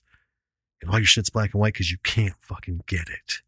You know, they just take their color shit in and just process it on a black and white plate. Done, fixed. And yeah, you're right. Man, that looks terrible. It's a night scene now. So I wonder that too. Yeah. Because there really is no excuse for it. At all. Everyone should be able to see 100% every second of the screen unless the scene is very specific to building the tension or it has part of the story. Right. Right. Like in comedies, we don't have to always use horror. So like comedies where, the double entendres and the weird things going on, people are in this pitch black room and, a lot of them make a lot of use of that. Oh, yeah. Well, I'm fine with that. I don't need to see what's really going on that they're misunderstanding, right? Yeah, I've seen in a number of movies where they use the screen goes dark and then you just hear the people talking, and it's oh, who turned out the lights, But when someone on screen says, yeah, look at this. Yeah, I see what you mean. Boy, I better be able to fucking see it. Yeah. Or somebody has fucked up. I know. Right? And plus, when you look at it, like sometimes it's like, well, I know he's got a flashlight. I saw it a moment ago. I can see it on the screen, but it's so dim and I can't see anything else. Yeah. And it's like you said, somebody just like ratcheted that shit down. Anyway, David doesn't do that. Right. And you know how we can see say everything going on. Not just because you can see it, because if you listen to our interviews with him and us talking about, because we've mentioned in a couple episodes too, on, little notes he would send and stuff about just how fucking mental he's been getting, trying to get this right, trying to get that right. He puts a lot of work into this. Yeah. And, it shows. Yeah. It shows. Yeah. Blood, sweat, and tears into this. I mean. Yeah. And, to take this on a different slant, the sequel, right? Same killer, different kind of thing going on. Watch it and you'll see what the story is. But let's talk about the acting. Okay, so we have Danielle Harris, who should have gotten an award. I'm sorry. She should get an award because to be that sick and pregnant overseas, right? Yeah. And still deliver. Knock it out of the park. On screen, right? Bam.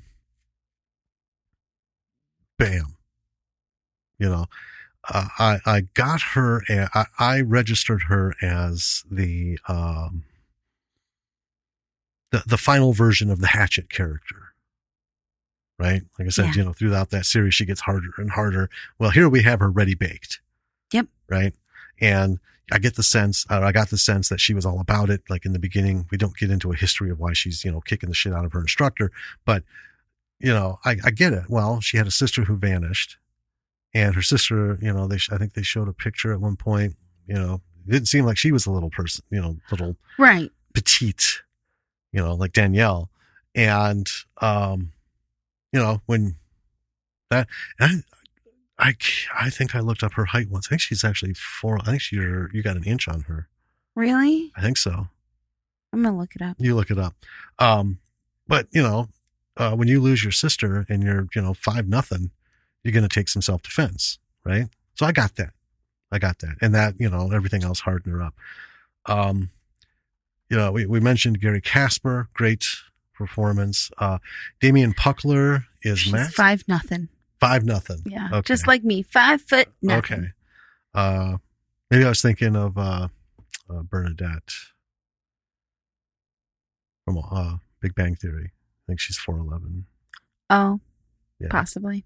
Anyway, John Campling is Tom. TV Poe's Jennifer, and of course, Benjamin Selway as Burlap. It's great, good, even performances. Character from beginning to end. And some are shorter than others. That's true. Because that's how it is with a movie like this. It's a horror movie. Yeah. It all came out pretty good on screen. It's funny. Just being in the know of certain things, but we don't get into those. Anyway, dealing with we talk about the creepy factor, so like the bunker, right? You get an old poorly lit bunker, right, in some disarray, smattering of dead bodies, hints of bad shit going on. That's pretty creepy. But again, David brought the creep.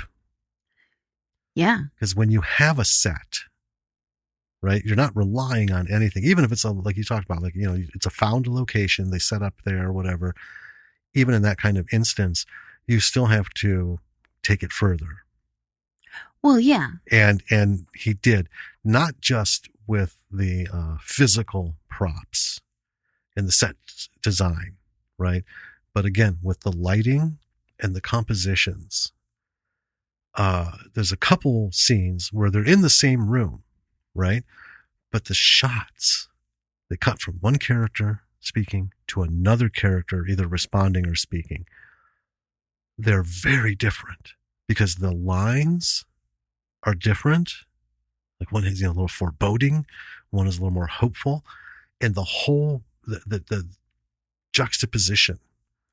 Yeah. Right? They're both in this same terrifying fucking room, but how does this one look more? When she's talking, you have like a hopeful feel of what's around her, and then this one's talking, and you're like, oh goddamn, yeah, this is grim. Things ain't looking good. Yeah. It's like a mini masterclass. Yeah. And I would compare it to like Muse was so beautifully shot that it was a literal work of art. We were watching art, moving art. And that is what Redwood Massacre Annihilation is it's art. Yes, it's a horror story. And yes, it should check the boxes for everybody. Some people like it, some people won't. Some people like certain things, some people don't. Whatever. Judge for yourself. But I think we agree it's gorgeous. Yes, it is stunning. Yes, and it's a fun movie because that's where some horror movies have lost it. The reason we go to the drive-in, or did, to see horror movies, because that added a whole different element. Because usually you're watching a movie where somebody's getting jacked up in a fucking car because they're just sitting there in the dark. Well, what are you doing? You're sitting in a fucking car in the dark watching a movie. Right? Right? It's like that circular destiny kind of thing. We used to go to the drive-in. Oh, sorry. Finish your thought. And then just that horror movies should be fun. They could be terrifying and everything. And that's where Scream broke the mold because everyone was trying to get just like scare. And they started to lose sight of, well, you can have fun. You don't have to laugh at it like a horror comedy. Yeah. Right? But they should be fun, no matter how fucked up you feel. Yeah. You should walk away going, oh, okay, yeah, that was fun. Right. And a lot of them lost that. But David has all these films, from the silly Herbals to Redwood Massacre and then this one, Annihilation. I had those moments of like, is this, and then just both times, like, even after taking notes, I'm like, that was fun. That was fun. Well, I mean, they do kind of have to. I like, and they've become fewer and fewer over the years, but horror movies that genuinely scare me Mm-hmm. I like searching those out. I like finding those because, I like that, That adrenaline rush. Yeah. Something, boom. Oh my God, being surprised or watching something and feel that. It's like the dopamine thing. The creepiness. Or the dopamine, endorphins. Right. Exercising. Everyone pushes themselves to, I can stop jogging now. Right. Float in this for a bit, right? And it's fewer and fewer. The more horror movies you see, the harder it is to, really get inside your head and do that. Yeah. But like movies like this and movies like Redwood Massacre and like Taddy Bogle and, just these like real good core horror movies that they do bring me back to, when I was a kid and my mom would take us to the drive-in theater and it worked out well because the first movie was like a kid's movie. Mm-hmm. And the second movie was a scary movie. It's the grown-ups movie because the kids were supposed to fall asleep in the back seat. Yeah. And I didn't always stay awake because I was a kid. Right. But when I did stay awake, I, like sneaky from the back seat, pretending to be asleep but watching the movie. And I just those movies were always so scary. Yeah. And it's because of the experience of being, out in the car and it's pitch black outside and all you can see is this screen, and you look out your window and maybe someone's walking by the car to go to the concession stand to get a pizza or something, right? Yeah. You see this flash out of the corner of your eye and you're like, oh my God. It's core horror, Yep. And and that brings us back to a point of, things are supposed to be fun. Everyone makes their own thing. I would encourage you listeners, B-siders, make your thing about this, right? If you're making movies or if you just listen to us because you watch it and you like how we talk about it, whatever, right? Because we got all levels of people listening to us. Yeah. You don't have to be a filmmaker or a writer or anything to enjoy good movies. But here's the thing. So drive-ins. And I've talked about this before, but I'm going to bring it up again. So here in Madison, we used to have the Big Sky Drive-In. Now, I lived about what would that been? Mile and a half? Between a mile and a half and 2 miles from it. I'd say more than 2 miles because, it was further out, Mineral Point. So here's what I would do. And again, I'm not suggesting you encourage your kids to do this because you should all be adults listening to this podcast. But courtesy of having the benefit of a less than vigilant mother who didn't really care about my whereabouts, I was able to, in the summers, to just leave the house with my $2-3 in my pocket, walk that mile and a half, 2 miles to the Big Sky Drive-In and go through the pedestrian gate, because they always have the 2 lanes for cars and then the 1 window for the walk-ins. So I would walk in because I was there for the early bird. I'd pay my quarter. Mm-hmm. And nobody ever asked a fucking question. I'm a little dude grown up. When I was 8, I was a teeny dude. It's not like I was big and stopped growing, right? I've been this little creature my whole life. I feel ya. But nobody asked the question. Where are your parents? Who are you with? What are you doing? They just took my fucking quarter and said, enjoy. And then I would walk the big, long driveway on the pedestrian, the pedestrian fence walkway. Walk all the fucking way around. And here's what I would do. I would just sit. So in the center where the projectionist is also where the snack bar is. And, when you get there to the early bird, fucking hours before dark, right? So I would just sit there and I love to people watch, right? So I would watch the other early bird people pop open their shit. And actually, it taught me how to go to a drive-in. Because when I grew up, I'd have my little hibachi grill in the trunk, and I'd go there and I'd bust it out and I'd grill hot dogs and brats and burgers and stuff, right? Yeah. Because my friends and stuff, but I would still get that foil wrap burger, God damn it, because that is a drive-in. That's what drive-ins were about. So I would sit, they had picnic tables out there next to the concession and a speaker, right? It wasn't super loud because you can't have everything blaring. Right. Right. But it was loud enough to sit, and people who sat on the other side, the screen opposite, you couldn't hear the speakers. So it worked out pretty good. I mean, you could kind of, of what was going on over there.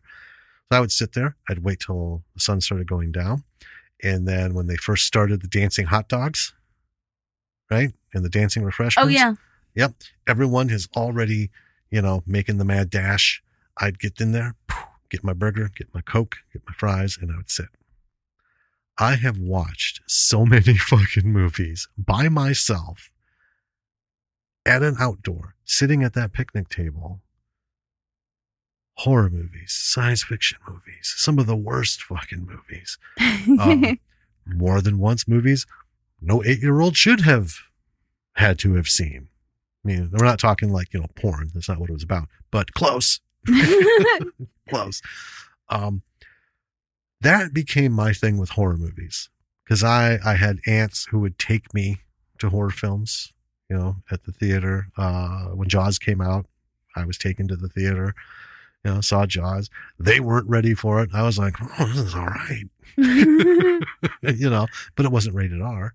Right. So they thought, hey, but, they still took me to some other stuff. And it's a thing. When you love movies, you got to find a way to make it yours. If it's an outdoor thing, which is hard because they're virtually gone. Is it, an in-home night thing? Is it a watch kind of thing? Like this? We very seldom watch movies, just us, right, separately.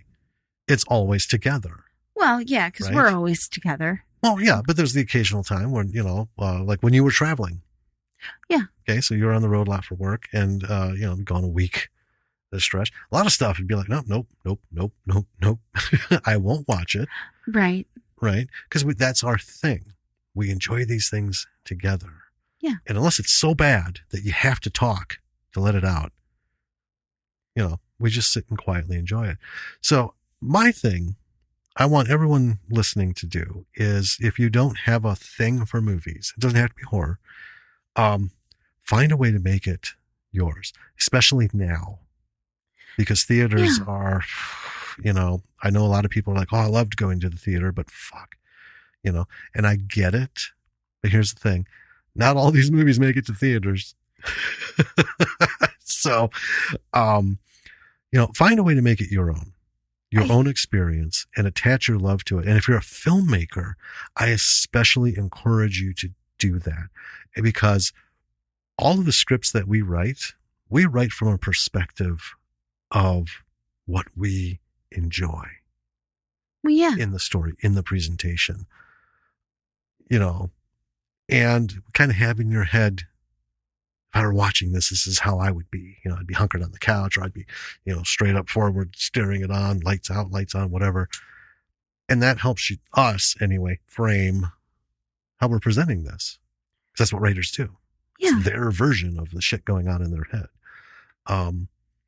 I do think a lot of people put things on, whether it's movies or shows, just to have something to stare at, and aren't really present. I mean, I personally know a lot of people who I've tried to watch stuff with, and they're not present watching it. God, yes.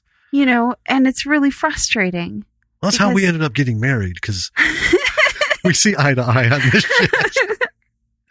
Because it's not something just to have on in the background. It's not something just to, absent-mindedly stare at. It's, you have to be present in order to fully appreciate the art of film. Yeah. And if you're not, then, you don't have any right to say anything about any film, really. Oh, I know. Good or bad. I know. How many people have we talked to? Like, oh, God, that was terrible. I was with you when you watched it. And you didn't watch it. I know. You were doing the dishes.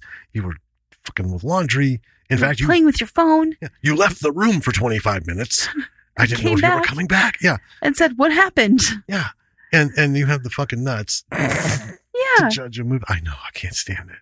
Well, that's how, because if that had happened the first time we watched something together, we wouldn't be here talking now. Well, no, we wouldn't. That sounds kind of like superficially shallow. I don't think it is, because I think if you're not present, if you can't be present for something as simple as watching a movie or a show or something, then how can I expect you to be present for anything else? Really? Well, it's a shared experience. That's what movies are. Movies were never meant to be seen alone, by someone who's alone all the time, this and that. Everything that's ever been made has been made with the idea of at least with one other person in the room to share the experience, because it's that audience experience. When we were talking to Eric Schumacher. That's why movie theaters still exist. Exactly. He's like, Alex Cox. Yeah. It needs to be out there. Everything is an audience, for audience consumption. And, for us, it's a big thing, because we are present with each other. Yeah. But we're sharing this experience, and to get the most out, so that we can get the most out of it between us, we have to get all of it that's being thrown at us. Right. So that we can talk about things. We can, and you can also, when you're with someone, you can sense how they're reacting to what's going on. And that kind of brings it all full circle. You can. I mean, even if you're not, what we do when we're watching is sometimes we'll be loosely holding hands or something, or even just kind of like leaned up against each other. And there'll be that like the little hand squeeze or the slight shift, in how you're sitting. Right. Or in certain instances, like when BURLAP started, in the first one running after him, we're both like, oh my God. Or wild giggling. But yeah, I mean, I would build on what you said, make it your own and be present when you're doing it. And a lot of people listening are alone. That's the thing. Okay. There are people who don't have someone with them, and with all this shit going on, they don't visit and people aren't visiting. So a lot of people are watching things alone, right? Not in a theater, not with an audience. So here's what you do, build your thing about this, right? Make lemonade out of lemons. Just all that bullshit, however you want to phrase it, just do it. Make your thing, and then find that, especially if you're a creative, for fuck's sake, find that circle of people who can relate to your vocabulary so that you can talk about this and how it made you feel. And, I'm sitting here alone watching this movie. I was like, and then you can have somebody like, yeah, I know what you mean. Or really, I felt this way. You'll either get people who will agree with you or, offer something different. Be like, oh, learn from you, and you can learn from them. It goes way beyond putting shit on the background for noise. Yes. All right. Which we do sometimes. And, we're fully aware when we do that. Right. And but 9 out of 10 times it's shit we've already seen. Right. Like Fear and Loathing in Las Vegas. We have sat for the deep dive dozens and dozens of times, and it has been on in the background 5 times that. I know. Because at any moment we can stop what we're doing, look up, get right into as if we've been watching it, and then just, okay, back to, dishes or whatever bullshit we got to do. It's movies like that. And that's the thing. Movies become friends. Yeah. When Fear and Loathing is on, somebody else is watching it, or we walk by and someone's looking at it. I feel like, like I just walked past a friend. Right. Oh, I know this guy. This movie's my friend. And hey there, Duke. He's bringing some joy. He's bringing some joy to this other person. Yeah. That's just the best, God, I wish all the stuff that we do would have that effect on people. I mean, can you imagine if every single thing had that effect on everybody? Yeah.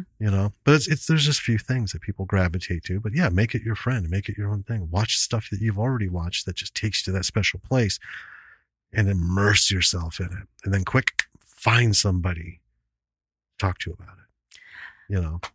And that kind of shared experience is why I'm so glad that Redwood Massacre Annihilation is going to be in FrightFest. Yes. FrightFest? That's huge. So that's going to be October 24th. It's amazing. So it will be out publicly before FrightFest's its premiere there.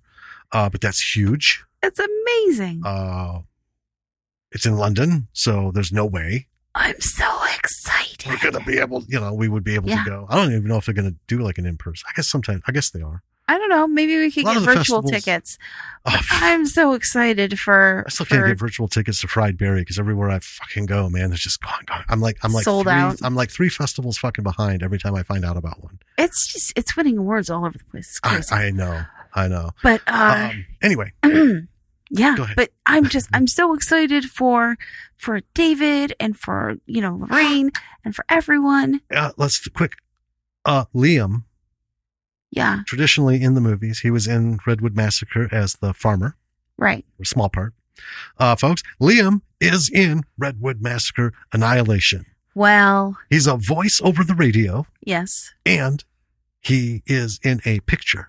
A little picture. On a camera. There's a scene where they're going through pictures on a camera, and there's this jolly looking couple, and it's Liam.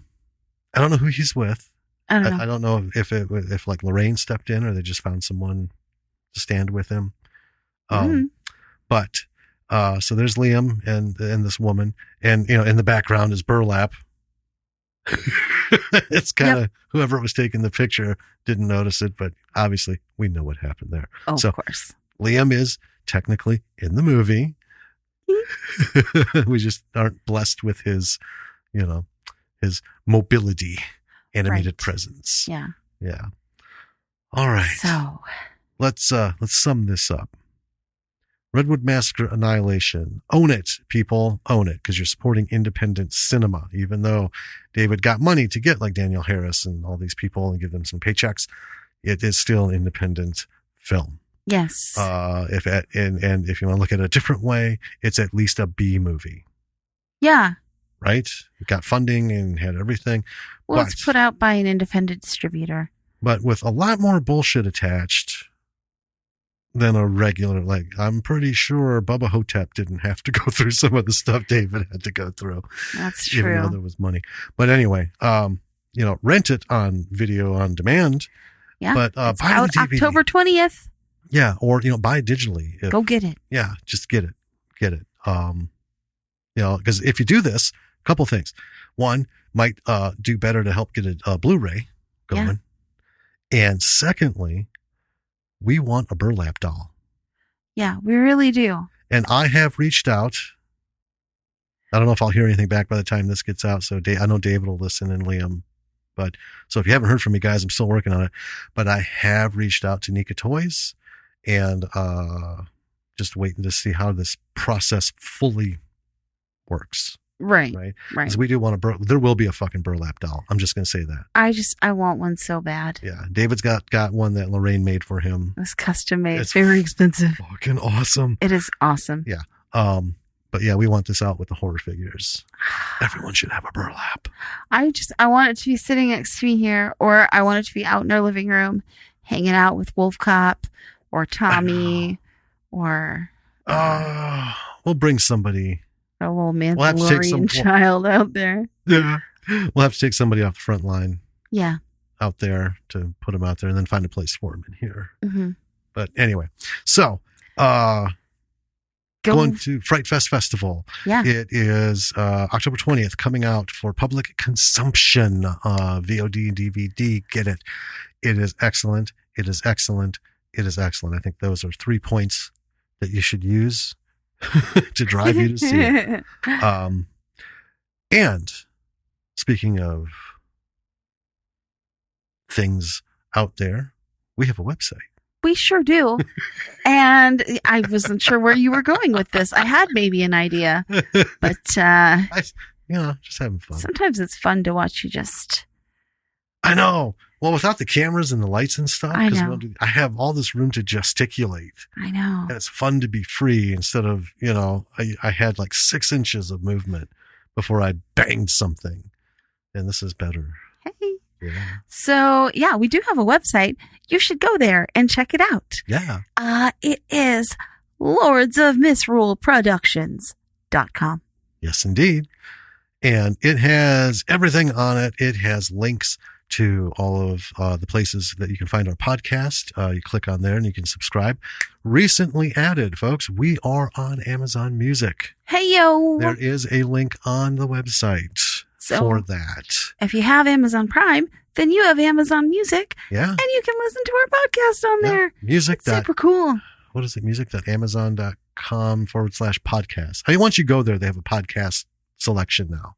Yeah. This has been in the works for a long time, so we're not special because there's like 10,000 but we are special podcasts, like Mark Maron's and stuff, all the famous things that have been going on. But it's nice because we got an advance invite months and months and months ago. I've been waiting for this thing. It was to a point where I thought, did Bezos just kill this? This is shit. Bam, got an email. Hey, you're up. You're on. Yeah. So I got links out. Also our social media. Yeah. Twitter, Instagram, Facebook. Mm-hmm. There's a link to our YouTube channel where stuff will be showing up. No more podcast episode stuff. Right. But Not other video things episodes. More things that we're going to be doing. Also our blog. Yeah. Right. Just little bits and pieces. Also a link to our Patreon, which, we are no longer listed as restricted on Patreon. You can search for us by name. Oh my God. Yep. We are not adult content. Got that shit straightened out finally. Wow. That's amazing. So we're just like, we're just a regular podcast looking for money. That's amazing. That's so cool. I don't know that it'll make a bit of fucking difference, but anyway, small victory for me. I think that's everything on the website. Yeah. A little bit of information on some projects and stuff. Otherwise, like I said, you got our social media, everything, reach out to us. Oh, our email links are on there. Oh, yeah. Email us. Yep. One for the podcast. You'll know it because it says podcast at lordsofmisruleproductions.com. And then one for just general info. So if you want something that's not, you have something that's not podcast related, go ahead and send it to info at lordsofmisruleproductions.com. And whatever it is, get a lot of random stuff here and there. Yeah. Hey. And that's fine. And I think we told you this last time, but we were on another episode. We guested on another episode of the Disc Dump podcast. Yeah. Which was pretty cool. I think by the time this comes out, it might have aired. I don't know what order Miles is doing them in. I don't either. But yeah, Disc Dump Podcast. DISC. Disc. Yeah. Disc Dump Podcast. Miles Trout, give him a listen. Also, we just mentioned because we've been on his show twice. It's been fun. Yeah.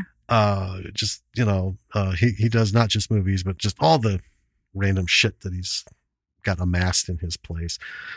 Games, music, his video hoarder games. collection of media. Check us out. When you check us out on Instagram or Twitter, it's real easy. Click to see who's following us, folks. There's a lot of podcasts out there. Yeah, that's can't true. Shout out to all of them. We'd love to, but a lot of good stuff out there. And so look at who is following us and give them a listen. Yeah. Podcasting is to the quote airwaves what indie film is to cinema. Give these folks some love. Let them, subscribe if you like them. Send them a note. Say, hey, good job. Speaking of sending notes, give us a rating. Or a review. I love when you point at me like I'm supposed to know things. Give us a rating. I do it because it's hilarious. Or a review on whatever podcast platform you're listening on, especially Apple Podcasts, because their ratings and reviews are important. Yeah. I mean, the other ones are important too. But if you give us a rating and or review, preferably it helps other people who want to be filmmakers or just want to listen to this podcast find it. Any effort's appreciated. It really is. Yeah. So we are coming up on 1 year. Next week is going to be our 52nd episode. Yeah. When that records. Mm-hmm. It's going to be fun. It is going to be fun. I'm really excited. And it really snuck up. I mean, you don't think 52 episodes, it doesn't seem like a big milestone. A lot of people are like, this is our 100th episode. This is our, whatever. But 52, and we've done one a week, and we don't take breaks. We don't really have seasons on Bravo for the B-side. We just do it every week. Yeah. So 52 episodes means we've been doing it for 52 weeks, which is a year, which is a pretty big deal. I know. And it's awesome because I remember when we first talked about this, I'm like, let's do a podcast. That'll be our first property. Yeah. For the company. Let's just get this shit done. And we talked about it, on and off for months. I think we could, we have enough to do for a whole year. And I understand what you were saying, but my answer was like, well, it's like 150,000 movies out there that we have access to. It's already done for us, but I mean, I got it. And I was a little concerned, maybe we'll. What were you concerned about? Well, that we get sick of it. Oh, that's true. I mean, that's the thing. We were passionate about it, but there's that thing. Sometimes you start doing something. That's like the hallmark of being a creative. A good artist can jump into something and recognize that inarguable moment where you just have to face the fact this is a turd. Time to leave it. That's true. But I think we've accomplished a lot in a year with this podcast. I did not expect within the first few months to have the interviews that we had. I know. I did not expect that even before a year that we would have been talking to such fantastic filmmakers and actors and everything. It's such, on Stage 32, it's like the Introduce Yourself weekend. So I'm like, hey, it's us again. Here's some of the folks we talked to. And as I make that list, I'm like, God damn, that's a lot of people. It's such a privilege and a treat. It is. And I thought it would most certainly take us at least a year and a half, maybe 2 years of just doing our regular episodes before we had the draw power to get someone to say yes, but we've got another returning guest coming up. I know. And more shit in the works. So I'm really excited. Yeah. I'm really happy with what we've been able to do. Yeah. And for those of you who have been toiling with us from the beginning, thank you. Oh my gosh. Thank you so much. Those of you who are just joining in, I don't know, stick with it. Yeah. Check out the past episodes. We're going to keep burning on. Yeah. So, sure are. Anyway, with all that, B-siders, we're going to see you next week. God, no, we're going to talk to you next week every fucking time. We're going to talk at you next week. I'm going to purge that word from my vocabulary. We'll talk to you next week. Yeah. In the meantime, watch those films, love them, hate them, but no matter what you do, learn from them. And buy Redwood Massacre Annihilation on October 20th. Yes. Buy one for a friend. Yeah. As well. Because we're going to buy it. Yeah. So, that's the kind of thing too. Shit like this later on, maybe we can do watch parties. That'd be fun. I don't know. Oh, we do have, I don't want to spoil any things and I don't want to hype up stuff that might not happen for a little while, but we do have some interesting things in the works. Yes. Yeah. Yeah, we do. All right. B-siders, enjoy, be safe, and we're going to say it, wear a fucking mask, wash your fucking hands, don't be a dick. Yeah. Okay, let's get out of this bullshit as fast as we can. Please. All right. So, until next week, thank you for listening. This is Danny. This is Jim. Bye. Bye.